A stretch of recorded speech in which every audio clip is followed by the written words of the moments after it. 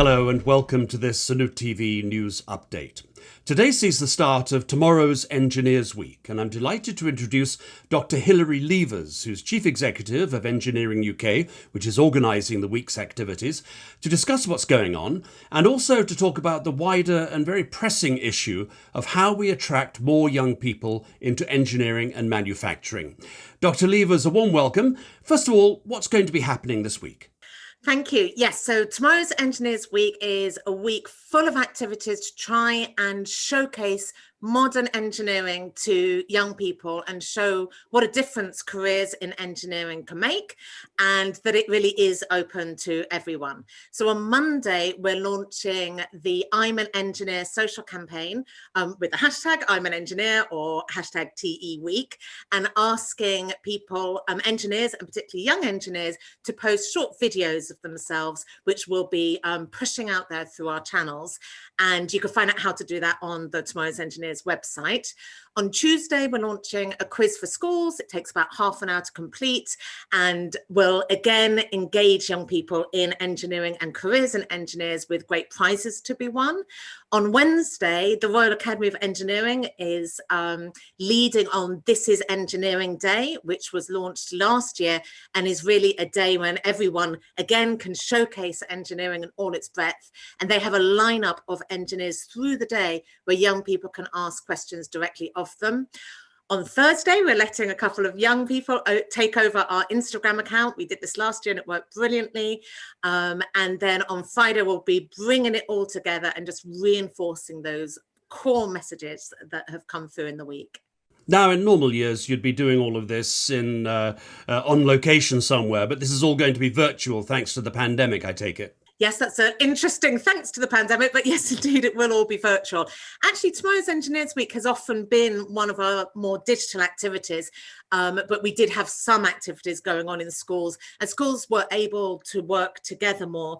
But tomorrow's Engineers Week is also a brand where lots and lots of different organisations in the engineering sector would open their doors to young people and do their own activities under that brand. And obviously they won't be able to open their doors, but we do know a lot of activity has been moved online, and it is very impressive. It shows, you know, the problem solving and innovation and creativity inherent in engineers, the extent to which all those organisations have managed to move what they were doing onto a digital offer. Now, this event coincides with some rather disturbing research into the effects of the pandemic on children and their career choices and the advice they're getting.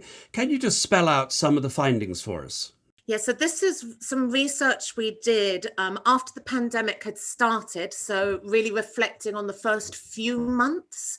And so we asked young people, 11 to 19-year-olds, at the end of June and the start of July about their career aspirations and their experiences. And unsurprisingly, they were very aware of the impact that the pandemic was likely to have on their job and educational journeys. So 60% said they thought that finding a job would be harder in the future. 5 out of 10 said that going to university would be more difficult. 4 out of 10 thought that getting an apprenticeship would be more difficult. And whilst this isn't great news, it is sad news, there's no denying it, I actually feel it is quite positive that they are thoughtful and aware that they need to be planning their futures perhaps more carefully than they had previously. And I think, again, about 4 out of 10 said that they would be looking for jobs that would be available and secure. That had become more important to them as a result of the pandemic, as had making a societal contribution. So I think about a third, it was already high. Young people already really want to do this. They are quite altruistic, and that desire to benefit society had only grown as a result of the pandemic. And I think that those are some really core messages we can hook engineering onto. A year ago, I wouldn't really lead with the fact that there will be jobs in engineering, and I might now emphasize that more when talking with young people. The government commitments around net zero, investing in infrastructure, all the response to the pandemic, all of these things will need engineers. So those jobs will be there and they will continue to be there. So if that is something that is important to young people, actually, it is something that we need to be saying to them. Yeah, I suspect, and I've spoken to a great many manufacturers about this, that manufacturing has got a strong part to play in helping pull the economy out of this recession, and this is very much part of it. But I just wonder, I mean, how are we going to get more cut through now than we have had in the past? Because despite all the efforts that you've gone to, and many organizations in the STEM sector and so on, and indeed manufacturers themselves, the message still doesn't seem to get the cut through that it deserves, that we think it deserves at least. Why is that? I think there are many reasons, and a genuine but kind of slightly avoidant answer is we don't know how things would be had we not been putting all those efforts in. But a more genuine answer is there, as you say, a huge number of organizations all really committed to bringing more young people into STEM and into engineering.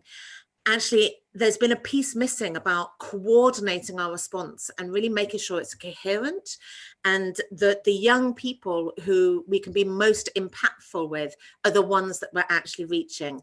And just at the start of this month, we launched the Tomorrow's Engineers Code, which is an effort to try and increase the collective impact of everything we do. And it wasn't something that Engineering UK created. It was created on the back of the Year of Engineering, and with about 100 organisations and individuals inputting into creating 4 pledges around better coordinating the work that we do, sharing insights on actually what seems to be working and what doesn't seem to work as well, and really thinking about who we are working with, and building in inclusivity and diversity into the planning of that work. Because one of the things that we know has been very hard to change is the makeup of young people coming into engineering. And it is changing, but it's changing quite slowly. We really need to see it growing at a faster pace to bring the numbers of young people through, but genuinely that diversity, so that we're more resilient and more creative as a sector.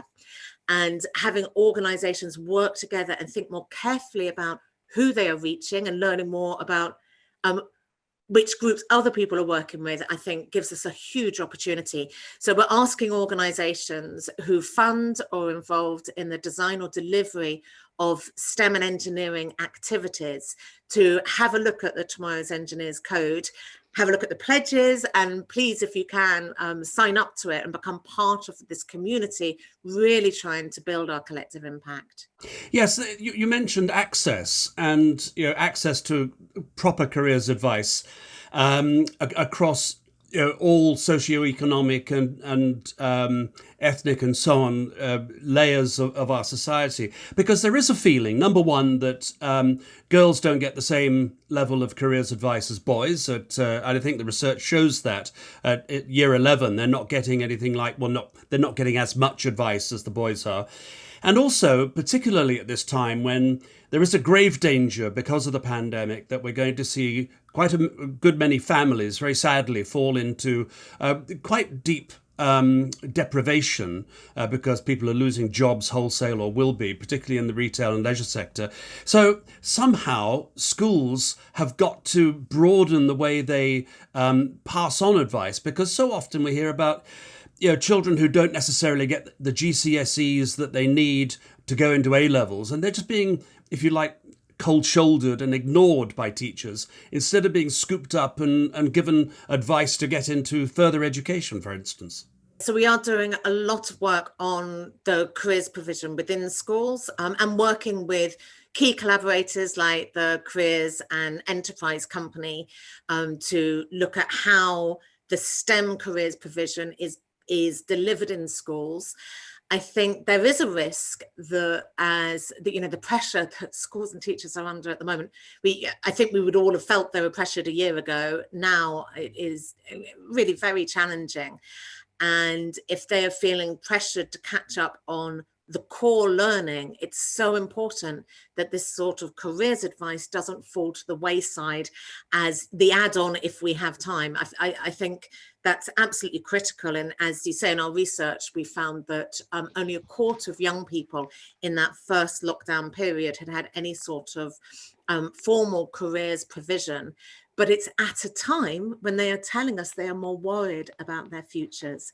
And unless they can see an optimistic future and know what they're working towards, it's hard to see how they can really keep motivated and be in a state of mind where they are really able to learn as well as they would be if they felt more secure. So I think it's really important that that provision continues even at a time when there are also really pressing needs on just the core learning, as it were. And again, exactly as you say, having a really clear understanding of the different routes there are into engineering, and there really are so many varied pathways in, not just coming in through an FE route and coming in through apprenticeships alongside any more undergraduate or academically oriented training, but also actually around the way route where you may not be taking what are considered the key building blocks of engineering. If you're not doing maths and physics, actually there are still many opportunities open to you to come into the sector and to come into training at a later stage. And I think making that clear to people as well is really important. Well, many congratulations to you and your team and people at the Royal Academy of Engineering and everybody who's taking part in tomorrow's Engineers Week. So very best of luck with that. And we wish you very well for the future. I think it's still a long, hard struggle, but as many shoulders to the wheel as possible, I think. Dr. Hilary Leevers, thank you very much indeed. Thank you, and thank you to everyone who supports our work in this. Dr. Hilary Leevers, Chief Executive of Engineering UK. This has been a Zanute TV News Update. Thank you for watching. See you again soon.